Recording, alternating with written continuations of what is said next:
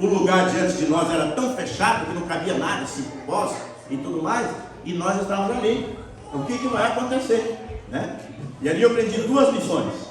A primeira lição que eu aprendi é que eu estava com cana, né? E bem armado, e eu me adiantei do grupo que estava comigo. E o grande líder da caçada me pegou pelas costas aqui e me puxou. Ele falou: Enio, por favor, não faça isso. Você não está vendo a fera, mas ela está te vendo. Ela pode ir um pulo te pegar, certo? E todos nós estamos perdidos, porque não vamos poder. Aí não, pode ser que a gente atire até em você, ou você baixinho. Aí eu recuei. Sabe do que eu lembrei? Vamos abrir uma janelinha aqui agora? Muitas vezes algumas pessoas, uma vez falei com o Jorge, falou: pastor, eu acho melhor experimentar de tudo na vida. Eu vou lá das baladas e tudo mais, e aí depois eu, né? Experimentar, depois eu vejo, eu tomo a minha decisão. Eu quis experimentar, enfrentar aquela onça, só que se alguém não tivesse me puxado para trás, eu iria ficar lá junto com ela. Muitas pessoas vão querer enfrentar o inimigo e eles ficam lá. Ele falou: por favor, o caçador falou para mim, se junte a mim e fique tranquilo, fique seguro. Aí eu me juntei a ele. Queridos, para nós enfrentarmos o inimigo, o Satanás, ele é mais sagaz do que nós. Nós temos que nos apoiar a Jesus, né? Esteja em mim, e aí nós podemos vencer o inimigo, né? Então a palavra de Deus é bem clara, né? É bem claro que nós temos que nos associar a Deus, e Jesus é o que vai vencer. Mas temos que terminar a história, né? Porque senão vocês estão aguardando, né? Aí em algum momento, eu acho que a onça talvez, ela era onça pintada, ela falou: eu vou mostrar para vocês onde eu estou. E aí ela deu um rugido. E se esse rugido chega a 3 quilômetros, imagina nós que estávamos ali a 5 metros, mais longe um pouco, desculpa, uns 7 a 8 metros daquela onça. O rugido foi tão forte que parece que a terra tremeu. E nós também quase caímos. A maioria dos cachorros caíram no chão, caíram. E nós ficamos firmes ali. E depois, então, ela foi liquidada, né? Essa foi a primeira e a última caçada que eu participei, né? Me vinguei do meu sim, né? E hoje talvez não faria isso, né? Mas aprendi essas duas grandes lições. Mas a última foi a principal. Aí eu entendi o porquê que o apóstolo São Pedro diz o seguinte: que o leão anda ao vosso derredor rugindo como... Desculpa. Que o diabo anda ao vosso derredor rugindo como o leão, buscando quem possa tragar. Por que o leão ruge? Para esmorecer os que estão ali querendo atacá-lo. Quando o leão ruge, o cachorro cai, certo? O caçador, se não estiver firme também, ele pode cair, certo? De medo. O rugido, ele desmonta as pessoas, ele desestabiliza emocionalmente, fisicamente, a qualquer pessoa. O rugido de uma pedra. Assim, queridos, é o inimigo, ele está rugindo. Lá em São Paulo, eu fui pastor ali na Paulista Leste durante 4 anos. E um dia um jovem me procurou, ele disse: pastor Enio, eu era drogado, eu era traficante, e hoje eu voltei para Cristo, e eu estou participando de um culto lá no Horto Florestal. Talvez aqui muitos ouviram falar, no Horto Florestal de São Paulo, e lá tem um grupo que ora lá de manhã. E eu estou indo lá, pastor, só que eu estou querendo parar. Falei: por quê? Parabéns a vocês que estão indo, por que você está querendo parar? Pastor, eu ouço uma voz dizendo a todo momento para mim: não existe mais esperança para você. É melhor você desistir. É melhor você chutar o balde. É melhor você abandonar esse Jesus. É melhor você abandonar esse grupo de oração. É melhor você abandonar a igreja. Chega, acaba com tudo isso. Você não é para isso. Não existe mais esperança para você. Você foi longe demais. Esses são os rugidos do inimigo.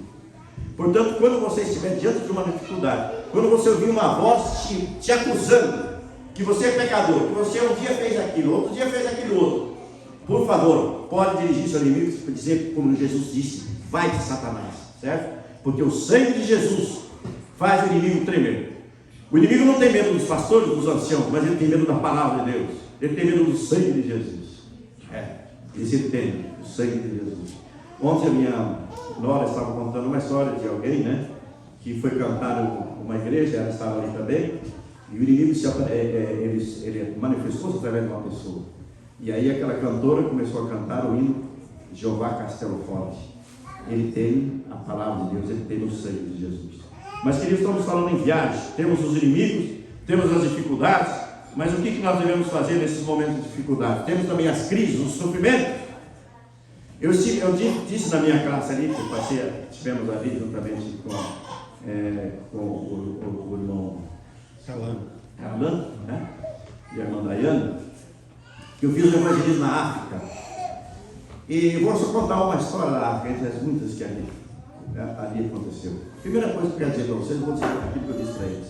Eu fiz uma promessa para Deus de nunca mais reclamar da vida em momento nenhum, porque ver a miséria que eu vi entre crianças da África e adultos de família, meus filhos, não somente de arrepiar, mas de lacrimejar. Batizava uma garota, pus as mãos nas suas costas, você sentia só osso. Olhei para ela estava pálida. Falei, filha, você está. Aconteceu uma coisa, quase que o doente subiu tanto. Ela falou, pastor, eu não comi nada hoje. Já era 3 horas da tarde, eu não comi nada hoje. Pô, né? Dificuldade, problemas. Mas, meus queridos, para mim o máximo foi uma garota que eu batizei. Ela disse, pastor, eu vou dar um testemunho para o senhor. Eu não estaria aqui se não fosse a minha mãe. Falei, por quê?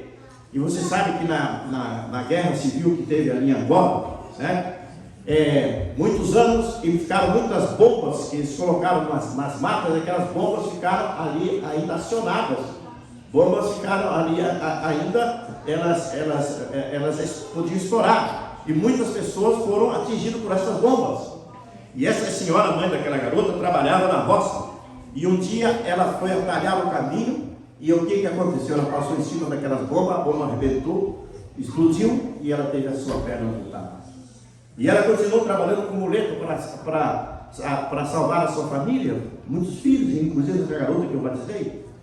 Aí um dia, encurtando a história, meus queridos, aquela mãe, ela recebeu a notícia de que uma criança dela, uma filhinha dela, estava muito ruim. Alguém correu e falou para ela, estava na roça.